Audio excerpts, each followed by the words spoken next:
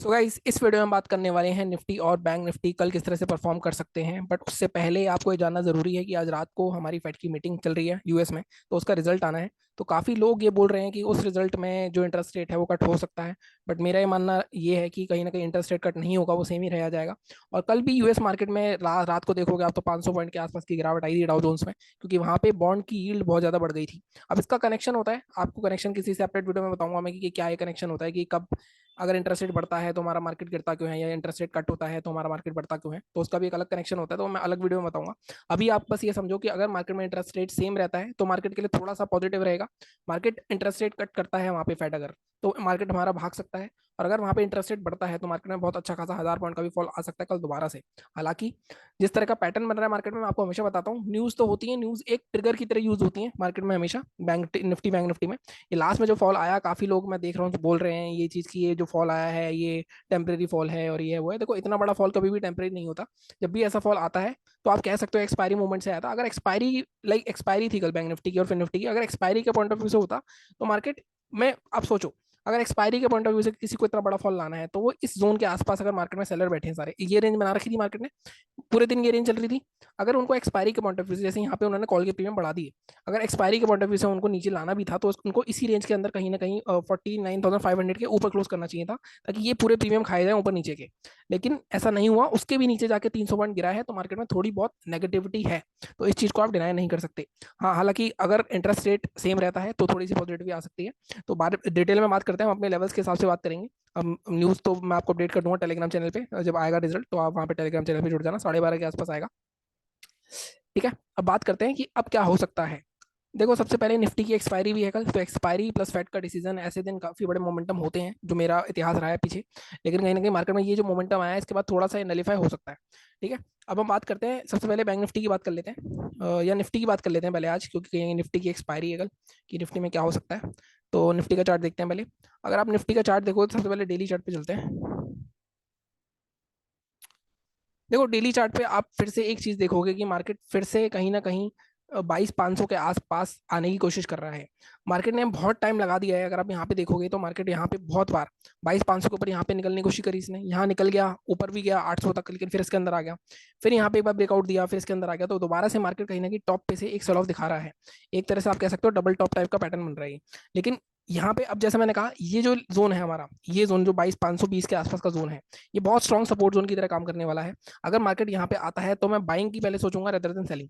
ठीक है, ऐसा क्यों? क्योंकि जैसे मैंने कहा, ये जोन एक रेसिस्टेंस की तरह था पहले, अगर यहाँ पे देखोगे तो यहाँ पे मार्केट ब्रेकआउट हुआ, इसका दोबारा ब्रेकआउट होता है, ये सपोर्ट की तरह काम करने वाला है। अगर मार्केट 500 के नीचे, 480 के नीचे आता है, या एग्जैक्ट लेवल बताऊं, अगर मार्केट में जो सेल ऑफ आएगा और बड़ा, वो कहाँ तक आ सकता है, उसके लिए हमारे पास जब जाना पड़ेगा तो हम नीचे जाएंगे थोड़ा। ये वाली जो कैंडल का लो है, 450 के नीचे अब तक मार्केट नहीं आता, तब तक मार्केट में दोबारा से सेलिंग नहीं आएगी। लेकिन इससे पहले ही जो जोन है हमारे पास वो 500 से 520 का जोन है। तो ये जो 60 पॉइंट का जोन है, यहाँ पे मार्केट वॉलेटाइल होगा काफी सारा।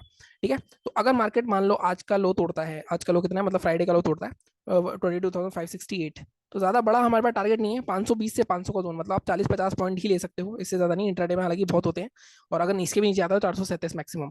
ठीक है, अभी मैं 15 मिनट के चार्ट पे इसको दिखाता हूँ आपको। बाइंग अगर करनी है तो देखो, यहाँ पे बाइंग के लिए जो मेन बाइंग दिख रही है वो यही दिख रही है, ऑल टाइम हाई पे से सेल ऑफ आया है अच्छा खासा, तो ये सेल ऑफ कंटिन्यू हो सकता है। बट फिर भी 760, 800, 760 के ऊपर दोबारा निकलता है, तब जाके ही बाइंग आएगी एक्चुअल में। बाकी अभी 15 मिनट के चार्ट पे चल के देख लेते हैं हम एक बार।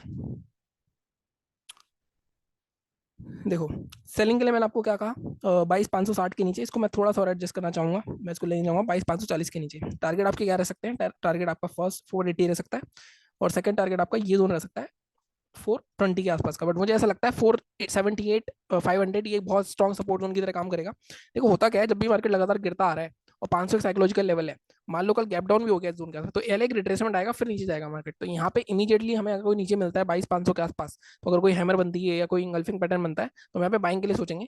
अगर इसके ऊपर खुला, थोड़ा कंसोलिडेट करके 540 ब्रेक करा, तो ये दो टारगेट हो जाएंगे हमारे। तो इस तरह से हमें चलना है।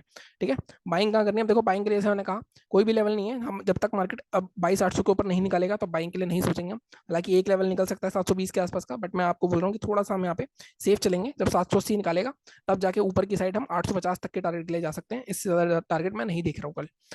ठीक है, निफ्टी की बात हो गई, अब बैंक निफ्टी की बात कर लेते हैं।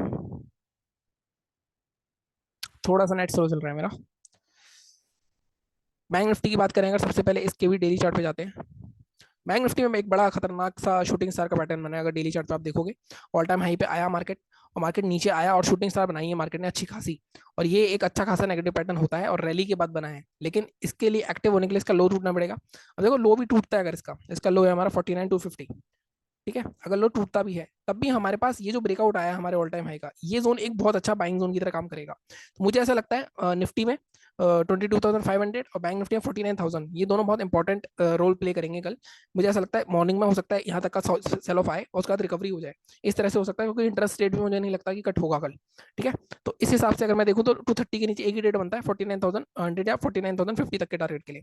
ठीक है, बाइंग के लिए अगेन यहाँ पे कुछ भी नहीं दिख सकता हमें, हालांकि बाइंग के लिए आप ये वाला जोन मार्क कर सकते हो, एक 465 या 550। 465 करोगे क्योंकि यहाँ पे हाई और क्लोजिंग सेम है, ओपनिंग सेम है, बट यहाँ पे 555 तक लेके जाना पड़ेगा हमें। अगर मैं 15 मिनट के चार्ट आपको दिखाऊं तो सेलिंग जैसे मैंने कहा सीधे हम 230 के नीचे सेल कर सकते हैं, टारगेट हमारे 49,018 तक रह सकते हैं पीछे, क्योंकि ये प्रीवियस ऑल टाइम हाई था। तो यहाँ पे मार्केट सपोर्ट जरूर लेने आएगा और यहाँ पे बायर्स भी आ सकते हैं, थोड़ा बहुत और नीचे जा सकता है। मान लो मैक्सिमम टारगेट जो मैं आपको दूं वो हम दे सकते हैं 48,950 तक का। यहाँ से मार्केट को रिवर्सल आना चाहिए, क्योंकि मार्केट लगातार गिरता आ रहा है और गैप डाउन हो गया अगर इस जोन के आसपास, तो पूरी मुझे ऐसा लगता है एक रिट्रेसमेंट आएगा 200-300 पॉइंट का। और उसके बाद पता चलेगा, अगर देखो यहाँ पे मार्केट ओपन हो, मान लो एक रिट्रेसमेंट आएगा, उसका मार्केट नीचे जाके या तो एन बनाएगा, या फिर यहाँ थोड़ा नीचे जाके इसको डब्लू बना के ये फिर ब्रेकआउट करेगा। तो यहाँ पे इस तरह का या तो डब्लू बनेगा या यहाँ पे एन बनेगा। तो दोनों केस में लेवल्स आपके पास हैं, आपको किस तरह ट्रेड करना है। मान लो अगर गैप डाउन होता है 49,000 के आसपास, यहाँ पे कोई बुलिश पैटर्न मिलता है, कोई हैमर या कुछ भी, तो हम बाय कर सकते हैं। मार्केट यहीं खुलता है, फ्लैट खुल जाता है मान लो, और थोड़ा कंसोलिडेट करके ब्रेक करता है 49,250, तो 49,000 तक के टारगेट हमारे पास ऑलरेडी है। बाइंग कहाँ करनी है, देखो बाइंग के लिए यहाँ पे जोन हमें 550 के ऊपर जब सस्टेन करेगा ये, तभी हमें जोन रखना पड़ेगा। इसका हम लेवल रखते हैं 580 का जोन रखते हैं, या थोड़ा सा और बढ़ पड़ेगा उसको 608। 608 के ऊपर ही बाय करेंगे हम। अब इसके ऊपर मार्केट दोबारा से ऑल टाइम हाई तक जा सकता है वैसे तो, बट जैसे मैं हमेशा बताता हूँ 150 पॉइंट के आसपास का पहला टारगेट रखेंगे हम। फर्स्ट टारगेट आप रखोगे आप 740 के आसपास का। इसके भी ऊपर निकलता है तो मैक्सिमम ऑल टाइम हाई से दोबारा से थोड़ा सा पहले निकलेंगे हम 850 तक का टारगेट रखेंगे इसमें। ये दो टारगेट्स हमें मिल सकते हैं। देखो कल ये हो गया, अगर मार्केट 49,600 के ऊपर दोबारा से आ गया और सस्टेन हो गया, तो मतलब कहीं ना कहीं मार्केट ने ये अगर रिटेस्ट करके आता है यहाँ पे, वैसे तो यहीं से रिवर्सल आना चाहिए, बट अगर इसके भी अंदर आ जाता है तो कहीं ना कहीं मार्केट में अच्छा खासा नेगेटिव माहौल बन जाएगा। फिर मार्केट दोबारा से आपका 48,500 तक भी आ सकता है। बाकी कल देखते हैं। बाकी टेलीग्राम चैनल ज्वाइन कर लेना, वहाँ पे मैं अपना पूरे ट्रेड्स और प्रॉफिट लॉस डालता रहता हूँ। बाकी मिलता हूँ मैं आपसे अगली वीडियो में। Thank you so much.